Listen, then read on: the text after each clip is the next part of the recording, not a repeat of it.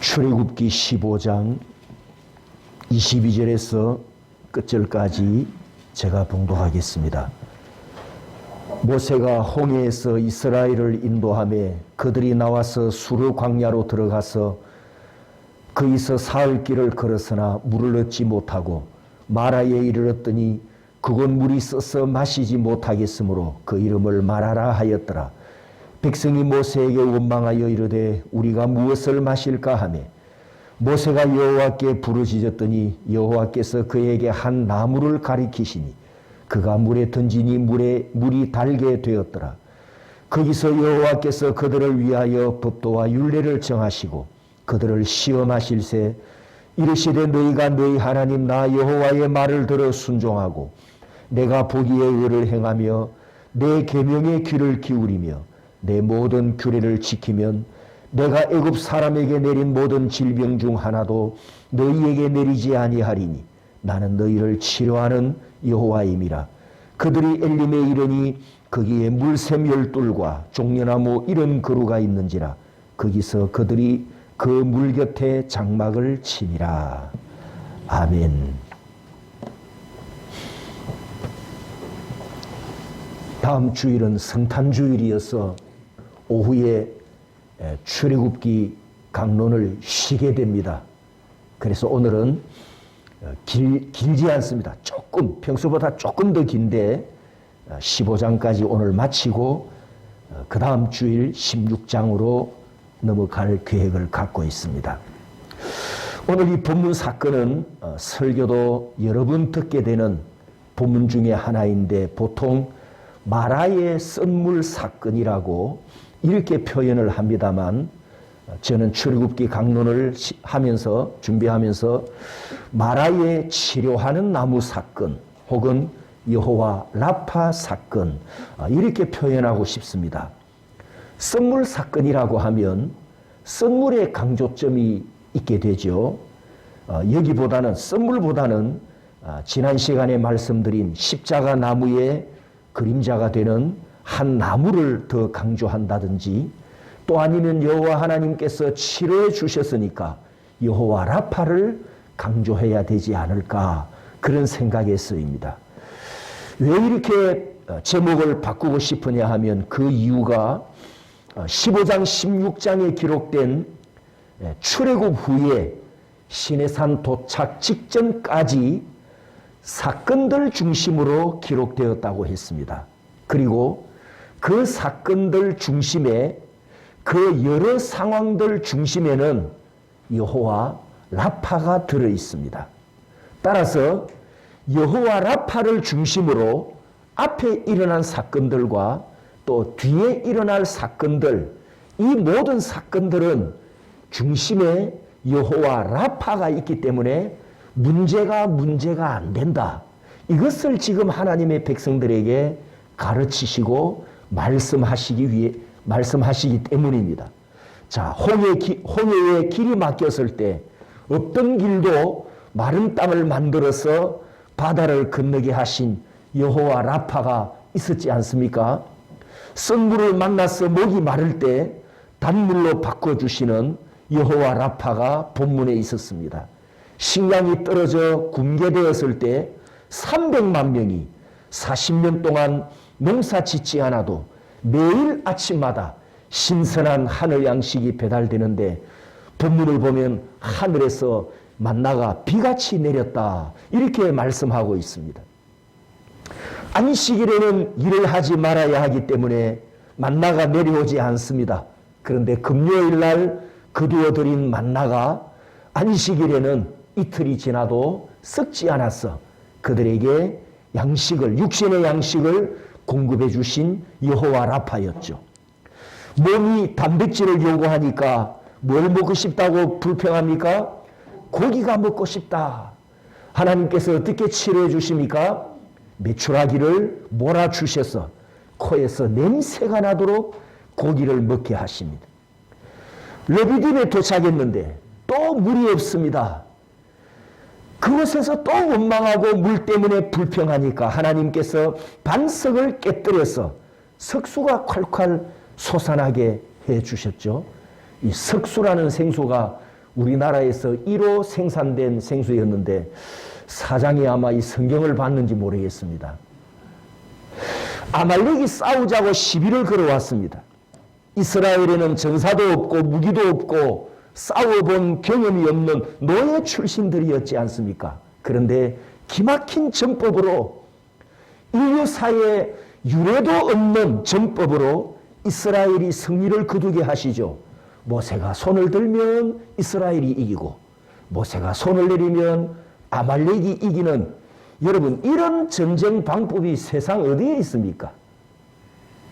오직 하나님께만 있고 하나님만 쓰시는 전법이 신통방통해서 결국 이스라엘이 승리를 거두는 여호와 라파께서 여호와 라파로 역사하시는 것을 보게 됩니다.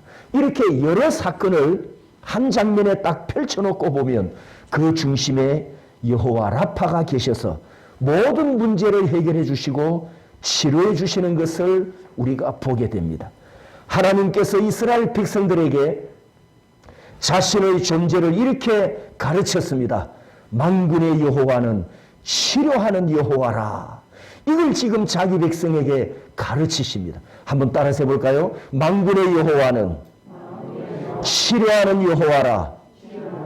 이걸 바꾸면 어떻게 됩니까? 나의 여호와는 치료하는 여호와라. 믿습니까? 옆 사람에게 축복합니다. 당신의 여호와는 치료하는 여호와라. 그렇다면 여러분이 이 여호와를 믿는다면, 그분이 치료, 라파하시는 것을 믿는다면 어떤 문제든지 인생의 어떤 사건을 만나든지 만군의 여호와께는 하나도 문제가 안 된다는 것을 지금 가르쳐 주시지 않습니까? 치료하는 여호와께서 낮에는 구름 기둥으로 밤에는 불 기둥으로 앞서 행진하고 계십니다. 그런데 이스라엘 백성들이 뭐가 걱정이 될까요? 원망하고 불평할 이유가 뭐가 있습니까? 그리고 앞뒤에 일어난 사건들이, 이 여러 사건들이 우리 인생들이 이 세상에서 겪는 어떤 문제들인지 잘 보십시오. 에덴 동산에서 쫓겨난 인생들이 이 땅에서 살아갈 때 첫 번째 순위로 필요한 문제들입니다. 무슨 문제였죠? 물 문제, 또 빵 문제, 또 단백질 섭취해야 되죠. 그 다음에 또 하나 전쟁이 있습니다.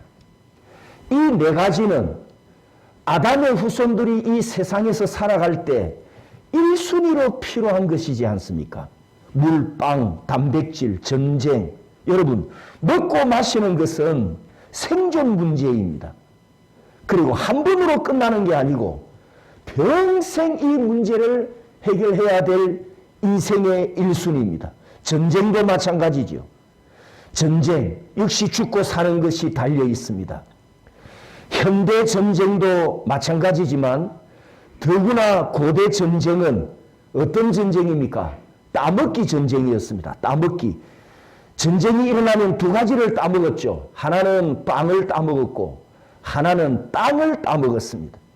그래서 고대 전쟁은 따먹기 전쟁입니다. 현대 전쟁도 마찬가지죠. 자기 국력, 국익을 위해서 전쟁하지 않습니까? 하나님께서 이스라엘 백성들이 본격적인 광야 여정을 시작하기 직전에 4개의 시험지로 하나님께서 요구하신 것 기억나시죠? 그 4개의 시험을 통해서 하나님께서 요구하신 것은 뭐냐? 하나님께서 뭘 원하셨느냐? 체질화가 되라는 겁니다. 체질화. 따라서 합니다. 말씀의 체질화. 말씀의 체질화. 말씀에 순종하는 체질화. 이걸 하나님께서 요구하십니다. 귀를 기울이고 지키고 행하고 순종하면 애굽에 내렸던 질병은 하나도 내리지 않겠고 병들어도 문제가 생겨도 사건이 일어나도 나는 너희를 치료하는 여호와라. 아무 걱정하지 말아라. 이 메시지를 여러 사건들을 통해서 하나님께서 선포하셨습니다.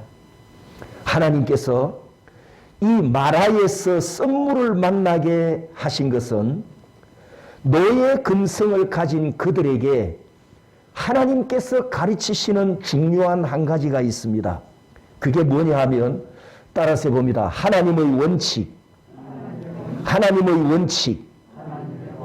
무슨 뜻이냐 하면 원칙이기 때문에 물 문제에만 적용되는 것이 아니고 그 뒤에 따라오는 빵, 단백질 공급, 아말렉과 전쟁하는 모든 문제, 14장에서 16장까지 일어나는 이 모든 상황, 모든 사건들을 다 해결할 수 있는 하나의 원칙, 그것이 하나님의 원칙인데, 하나님은 이 원칙을 가지고 앞으로 내가 너희들을 인도하며 너희들의 문제를 해결해 주며 너희들을 치료하며 너희들을 약속의 땅으로 이끌고 가리라.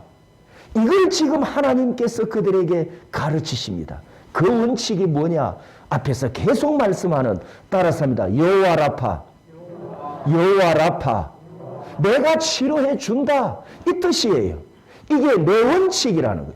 하나님의 원칙이라는 거죠. 그런데 여러분, 우리가 살고 있는 이 21세기에는 지금 이 시대는 이 원칙이 통하지 않습니다. 만나처럼 해결하는 원칙이 통하지 않습니다. 왠지 아십니까? 여러분 집집마다 최소 20kg 이상 쌀을 담을 수 있는 쌀독 집집마다 다 있죠. 마트에 가면 쌀 포대가 쌓여 있잖아요. 만나 걱정할 필요가 없는 세대 우리는 이게 의미가 없단 말이죠. 또 신세대는 뭐라고 말합니까? 밥 없으면 라면 끓여 먹으면 되고 밥 없으면 피자 배달시켜 먹으면 되지. 이런 세대에게 하나님의 말씀의 원칙, 내가 해결해 준다. 나는 여호와 라파라. 그러니 너는 말씀 체질화가 되어라. 이게 이 세대의 사람들에게 통하겠냐 말이죠. 어려움을 모르고 보릿고개를 모르고 물자가 귀한 것을 모르는 세대에게 말씀을 체질화되도록 가르치는 게 참 쉽지 않습니다. 하지만 분명한 한 가지가 있습니다.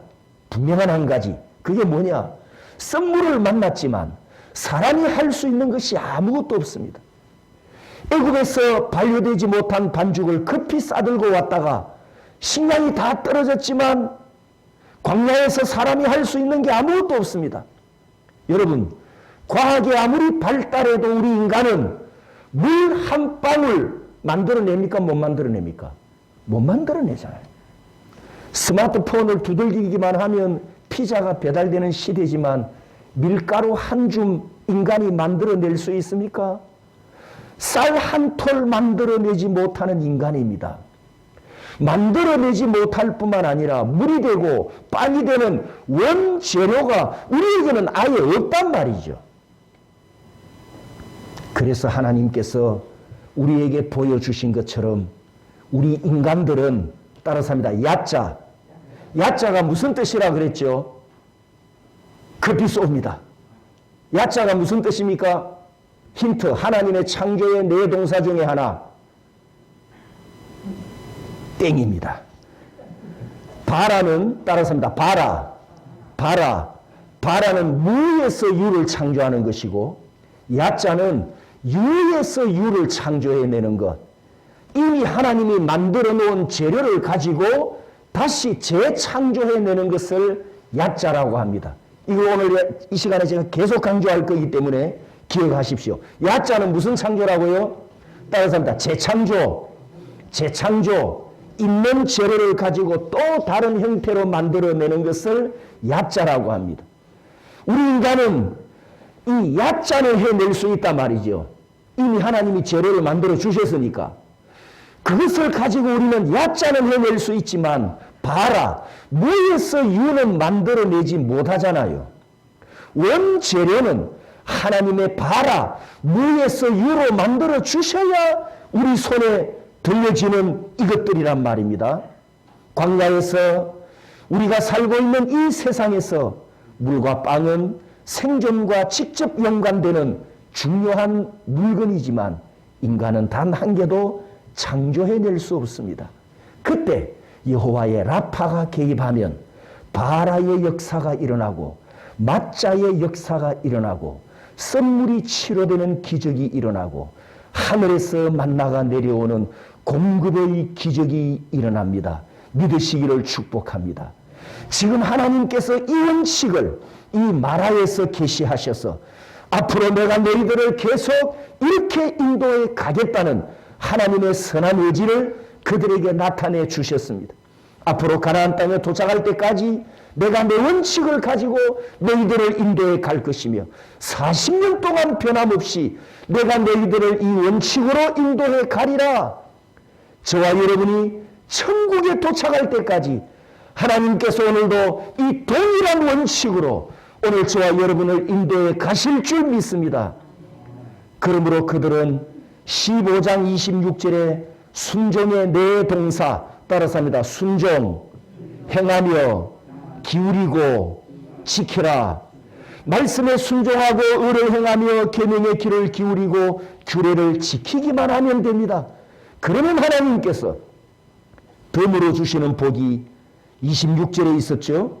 애굽 사람에게 내렸던 질병 중 하나도 너희에게는 내리지 아니하리라. 나는 너희를 치료하는 여호와라. 이렇게 말씀하셨습니다. 그러면 이제 이후에 성경에서 하나님의 바라와 야자가 어떻게 일어났는가 역사적인 사실들을 또 한번 찾아보겠습니다. 사르밧 과부를 여러분 다 기억하시겠죠.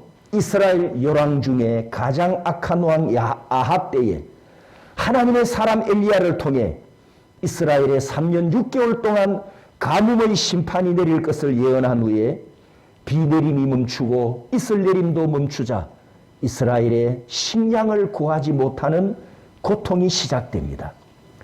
엘리야 선지자는 하나님의 지시를 받고 그릿 시냇가에 숨어 있는데 그때 까마귀가 아침 저녁으로 이 선지자에게 먹이를 배달해 줍니다.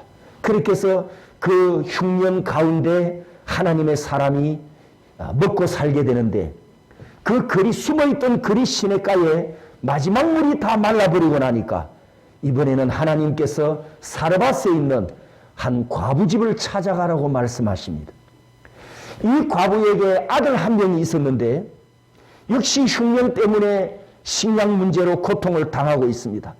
그동안 이 모자간의 가루와 기름을 아끼고 이렇게 연명해 오다가 이제 가루통에 마지막 가루가 남았고 기름병에 마지막 기름이 남았습니다. 그래서 어머니가 큰 결단을 합니다. 아들아, 우리에게 남은 식량이 딱 한 번 먹을 것밖에 없다.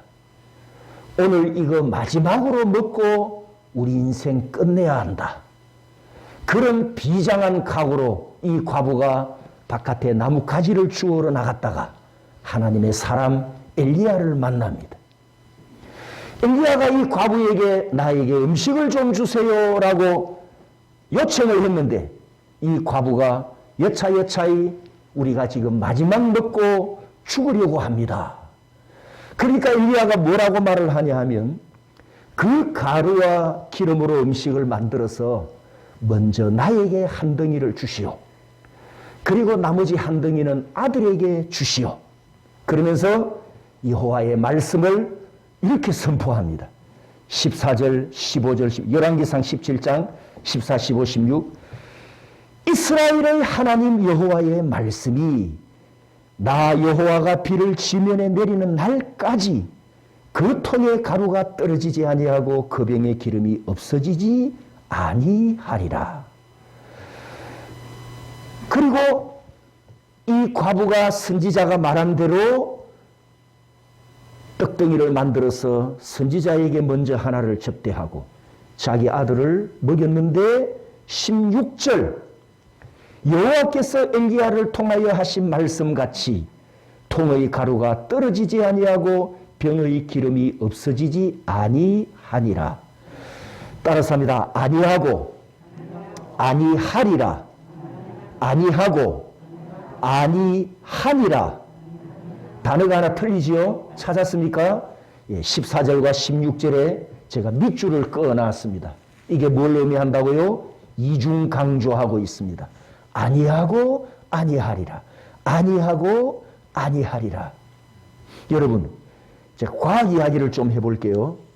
지금 이 사건이 하나님의 발화를 우리가 이해해야 되기 때문에 이 사건이 지금 무슨 사건이냐 하면 물리학의 연력학 제2법칙이라는 게 있습니다. 사진을 보여주시면 밑에 사진을 한번 보십시오.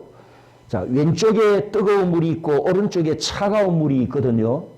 그러면 차가운 물이 뜨거운 물 쪽으로 가서 이 물이 따뜻해집니까? 아니면 따뜻한 물이 차가운 쪽으로 와서 저 물이 차가워집니까? 앞에 게 맞습니까? 뒤에 게 맞습니까? 뒤에 게 맞지요? 왜냐하면 열이 올라가면 팽창하지 않습니까? 그 팽창하는 열이 곧 에너지가 되어서 전기기관차도 움직이잖아요. 그러면 뜨거운 물이 팽창하니까 밀어내지요. 찬물 쪽으로 가죠. 그래서 저 물이 식어집니다. 찬물 때문에 열을 다 빼앗긴단 말이죠. 그럼 다 빼앗기고 나서 저 물이 다시 자동으로 뜨거워진다, 안 뜨거워진다? 이게 제2연력학 법칙입니다. 제가 지금 이 컵에 물을 마시고 나면 빈잔이, 빈 공간이 생깁니다. 물을 다 마시고 나면 자동으로 채워진다, 안 채워진다? 이것이 제2연력학 법칙입니다. 제2연력학 법칙은 에너지라는 것은 점점점 소멸되고 점점점 없어지기 때문에 그러고 나면 끝이라는 거죠. 자동으로 채워지는 것이 일어나지 않는단 말입니다. 그런 원리가 연력학 제2법칙입니다. 이건 여러분도 과학자처럼 상식으로 알고 있지 않습니까? 그런데 오늘 본문 성경을 보십시오. 아니하고 아니하리라. 여러분, 마지막 기름 한 방울, 마지막 가루 한 움큼 그거 가지고 다 먹었어요. 이제 병이 무슨 병이 돼야 됩니까? 빈병, 가루통은 빈통. 그런데 어떻게 됐다고요? 따라서 합니다. 아니하고 아니하리라. 연력학 제2법칙이 깨져버렸다는 뜻이에요.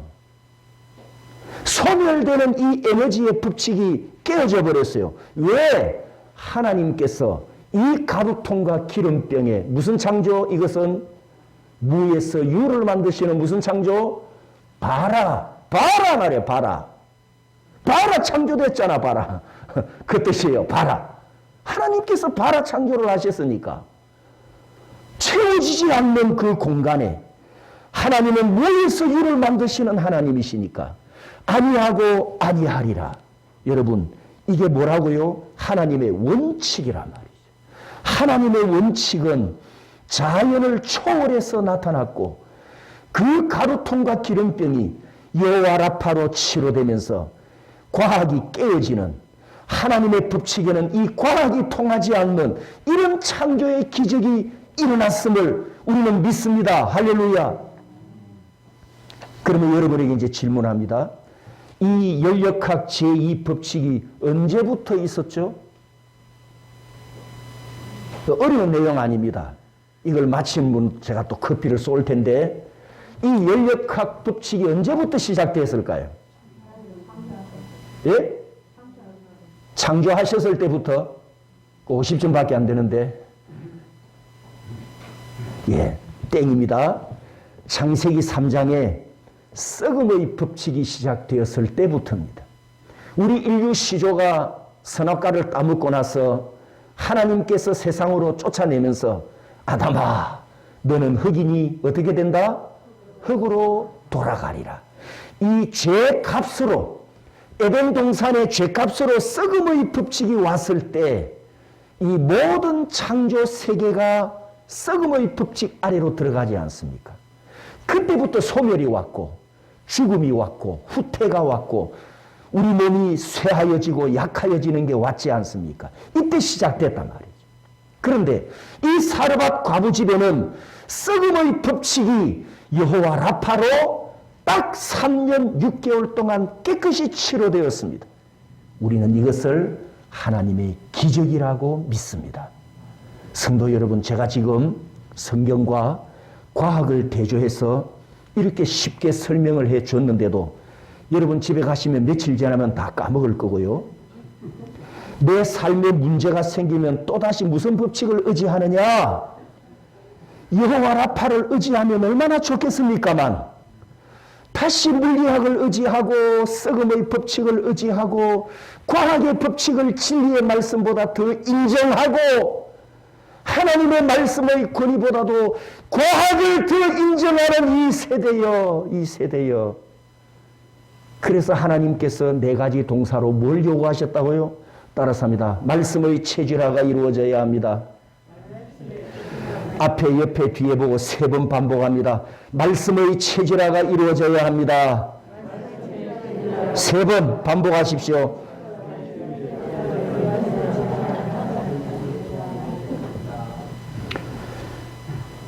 중세시대에 유럽에 흑사병이 돌아서 많은 사람이 죽었던 사건 아시죠?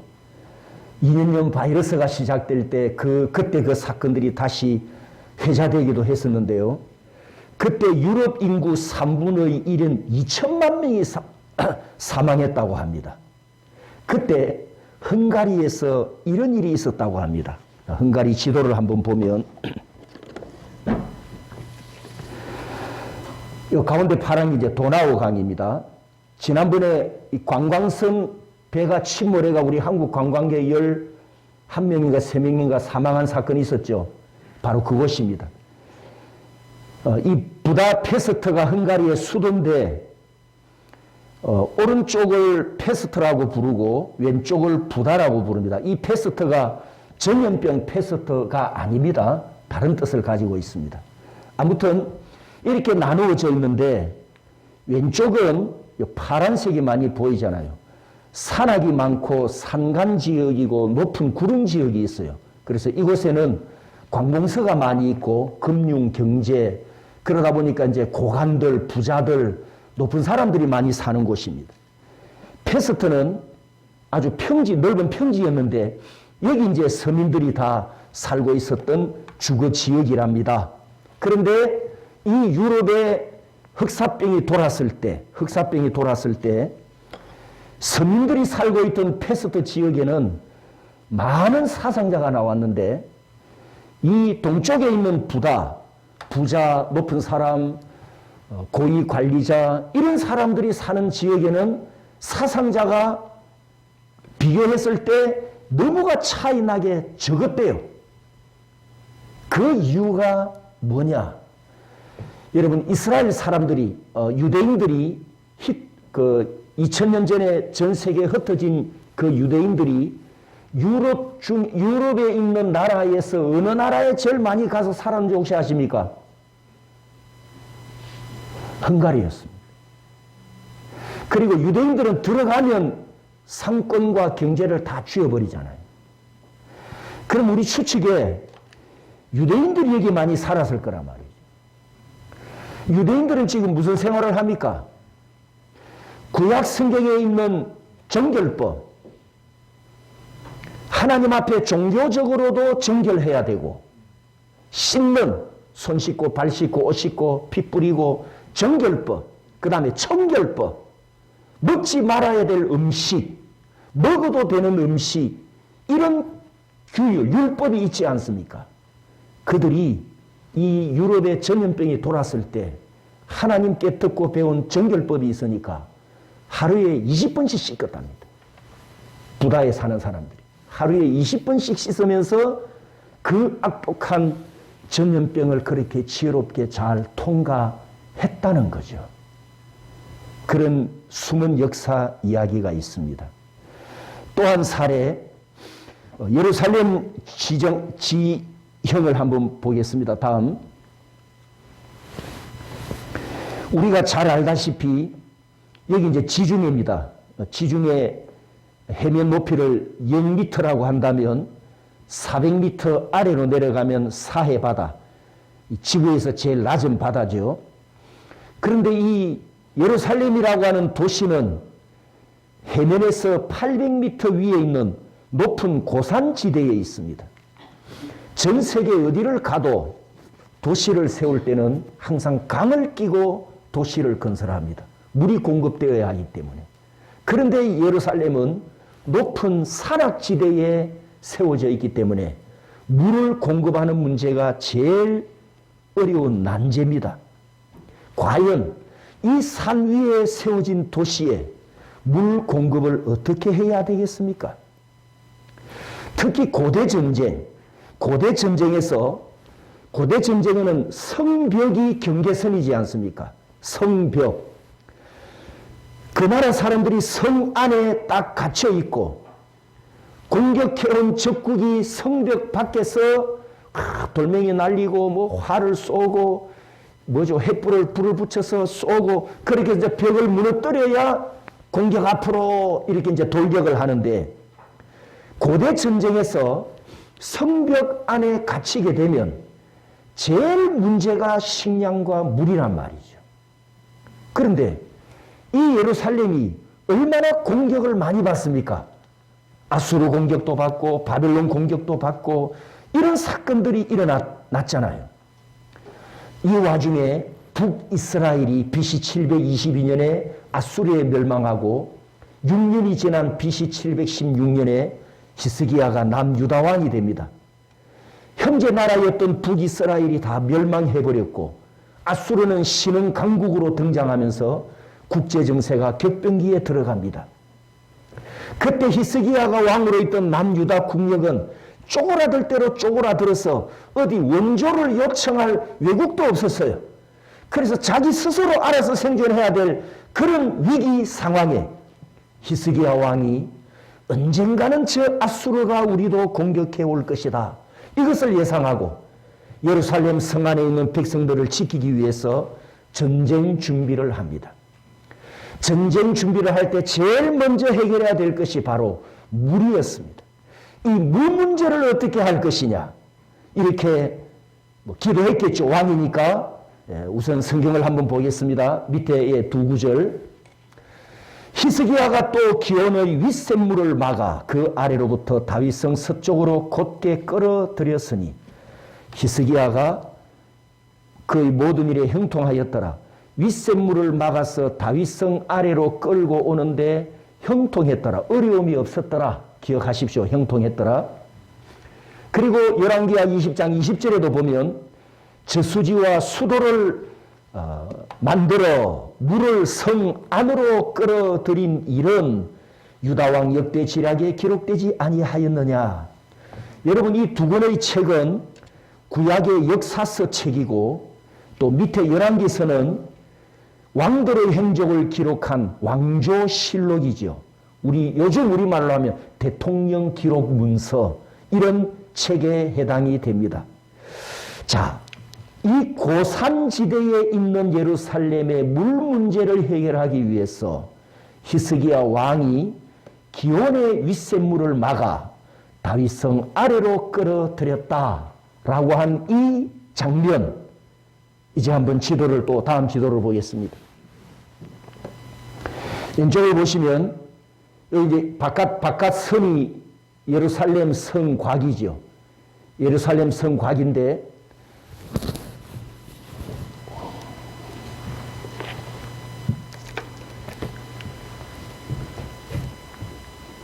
여기 파란 선이 하나 보입니까? 여기 뱀처럼 구불구불한 선, 여기 기온샘이죠. 기온샘이 성곽 밖에 있었단 말입니다. 그런데 여기에 물길을 만들어서 성벽 안, 다윗성 아래로 끌고 들어갔습니다. 여기를 실로암 못이라고 합니다. 이 기온샘을 막아서 물을 안으로 끌고 들어갔는데, 자, 이게 이제 지형을 보겠습니다. 지형을 보면 여기가 이제 솔로몬 성전, 황금 돔 성전이 있는 제일 높은 곳이고, 왼쪽으로 내려오면서 계단식으로 지형이 낮아집니다. 그러니까 이 파란색 물길을 팠는데 이렇게 경사진 길을 만들었다는, 경사진 지형을 따라서. 그런데 도대체 이 물을 어떻게 공급을 했느냐? 성 밖에서 물길을 파면 노출이 되잖아요. 발각이 될 수 있지 않습니까? 그래서 어떻게 했느냐? 땅 속으로 내려가서 물 터널을 팠습니다. 이제 오후에 밝게 찍은 영상을 제가 2개 올려드리겠습니다. 이 2개를 다 같이 보시면 서로 보충하면서 큰 유익을 얻게 될 건데 오후에 꼭 2개를 한번 보십시오. 이 터널 길이가 530m입니다. 530m고 넓이 최고로 넓은 데가 1m, 최고로 높은 데는 5m까지 올라갑니다. 그래서 제가 들어갔는데 제가 키가 크지 않습니까? 한 이 정도 숙인 게 제일 낮은 곳에서 이 정도로 숙였고 그 다음에는 허리를 쭉 펴고 5m 되니까 횃불을 들고 마음대로 왕래할 수 있는 그런 큰 터널을 팠습니다. 놀라운 것은 아까 지형을 보셨잖아요. 지형이 평평한 땅이 아니고 한쪽 끝에 높은 곳에서 낮은 곳으로 연결해야 되고 그리고 일직선이 아니고 구불구불했단 말입니다. 놀라운 것은요. 그 시대에 무슨 청량기가 있습니까? 땅속을 비춰보는 레이저 빔이 있습니까? 과학 장비가 아무것도 없는데 맨손으로 정을 쪼아서 파는 그 시대에 이 530m 되는 양쪽 끝에서 굴을 파고 들어갔는데 정확하게 만났다는 거예요. 그 만난 중앙에 그 시대 사람들이 썼던 비문이 남아 있었습니다. 이것까지 다 발견이 됐어요. 기적이었죠. 그 땅 속에서. 그리고 이 히스기야가 이 물터널을 판 지 지금부터 2700년 전입니다. 2700년이 지난 지금도 항상 물이 흐르고 있다는 거예요. 가물어도 그만큼, 비가 와도 그만큼 이 물 흐르는 양은 변함이 없어요. 지금도 똑같은 양의 물이 흐르고 있다는 거예요. 그리고 이 벗어나면 이제 요 실로암 못을 만나기. 요한복음 9장에 날 때부터 소경된 자가 예수님을 찾아오지요. 예수님께서 흙을 이겨가지고 눈에 발라주면서 실로암 못에 가서 씻어라 했던 바로 그 실로암입니다. 여러분, 이 예루살렘 지하에 지금 무슨 일이 일어났습니까? 자, 히스기야가 땅을 파서 물길을 만든 것은 무슨 창조? 예? 재창조니까 히브리 말로 야자. 그렇습니다. 야자. 하나님의 야자가 물을 공급하는 터널로 재창조되었지 않습니까? 야자하는 지혜를, 재창조하는 지혜를 히스기야와 석공들에게 부어주셨단 말이죠. 아까 역대하 32장 30절 끝에 따라서 합니다. 그의 모든 일에 형통하였더라.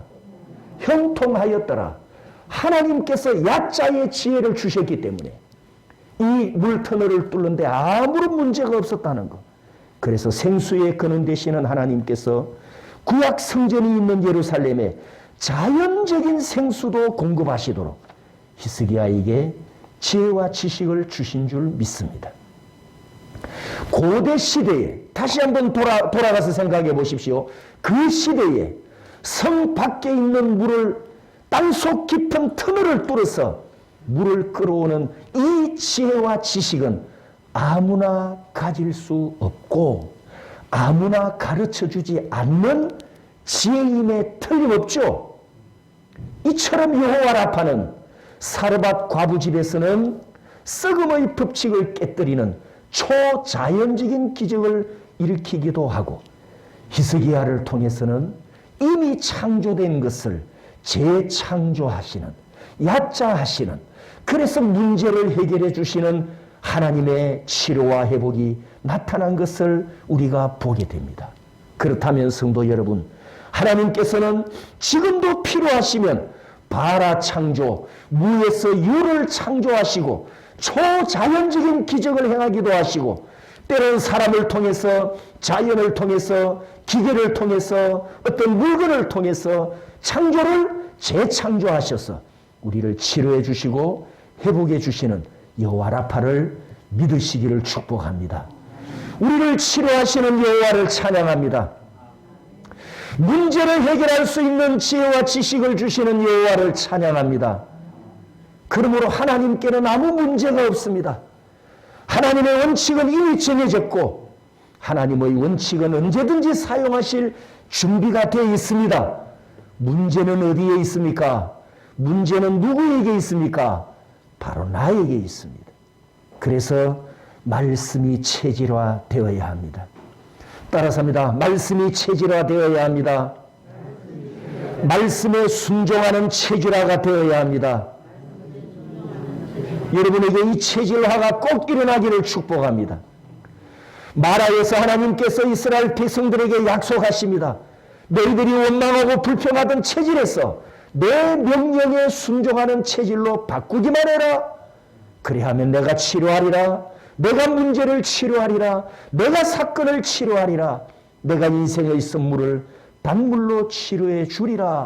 이걸 하나님께서 약속하셨습니다. 체질화가 안 되니까 문제만 발생하면 입에서 뭐가 튀어나왔다고요? 원망이 또 튀어나온단 말이죠. 말씀의 체질화가 안 되었을 때 사건만 터지면 아이고 죽겠네. 이 헛소리가 또 튀어나오잖아요.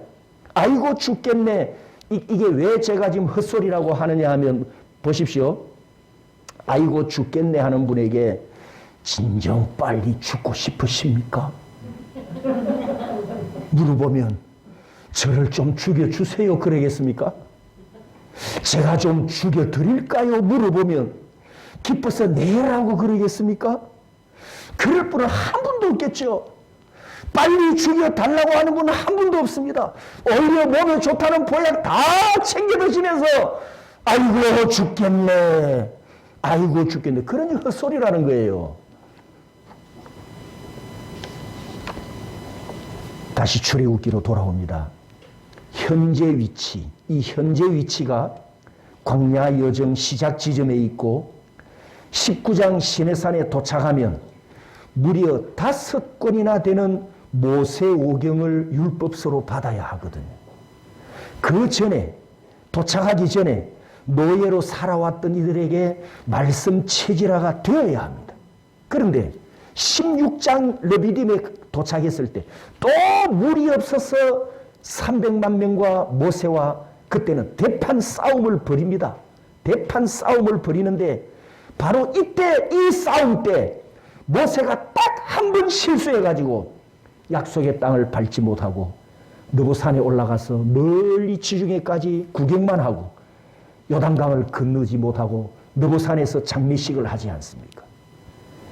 신명기 34장을 보면 모세 시력이 어두워지지 않았고 기력이 아직도 쌩쌩했다. 이 표현은 죽을 때가 안 됐다는 뜻인데 하나님께서 가나안 땅을 밟지 못하게 하시려고 느보산에서 천국으로 불러가 버립니다.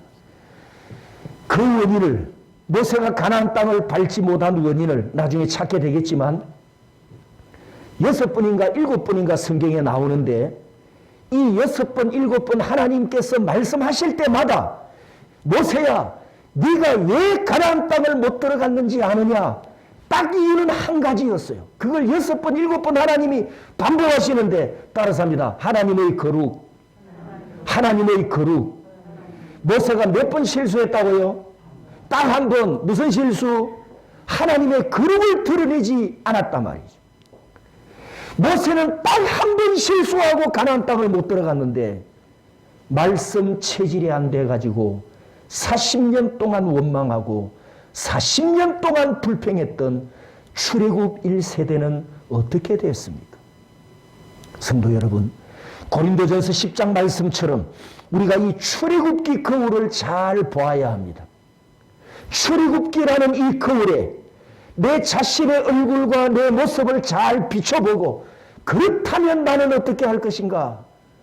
그래서 말씀의 지혜를 얻어야 하고 말씀의 지식을 얻어서 빨리 체질화하고 빨리 순종하는 체질로 바꾸어야 할 줄 믿습니다. 결론을 내리겠습니다. 마라를 떠나서 다음에 도착한 곳이 오늘 본문 27절에 그들이 엘림에 이르니 그랬습니다. 사막의 오아시스 잘 아시죠? 바로 27절은 오아시스를 만난 겁니다. 여러분, 우리가 사막 여행을 안 해봤습니다만 가끔 이렇게 다큐멘터리나 영상을 보면 동물들이 물을 구하러 수백 킬로미터를 걸어가지 않습니까? 그런데 그 조그마한 웅덩이, 그것도 완전 구준물이잖아, 그죠? 흙탕물. 실제로 아프리카 사람들 중에 물이 귀한 곳에 사는 사람들은 누런 물을 그걸 그냥 마시거든요. 근데 우리는 먹으면 당장 탈이 나지만 그들은 적응이 되어 있기 때문에 그 물을 그대로 먹고 살아갑니다. 아무튼 이 광야에서 나무 그늘을 하나 만났다, 아니면 조그마한 웅덩이를 하나 만났다, 그건 정말 뭐로도 세상에 무엇과도 바꿀 수 없는 귀한 보물인 거죠. 그래서 오아시스라고 합니다. 여기 27절이 오아시스인데 27절 환경을 보십시오. 한두 개가 아닙니다.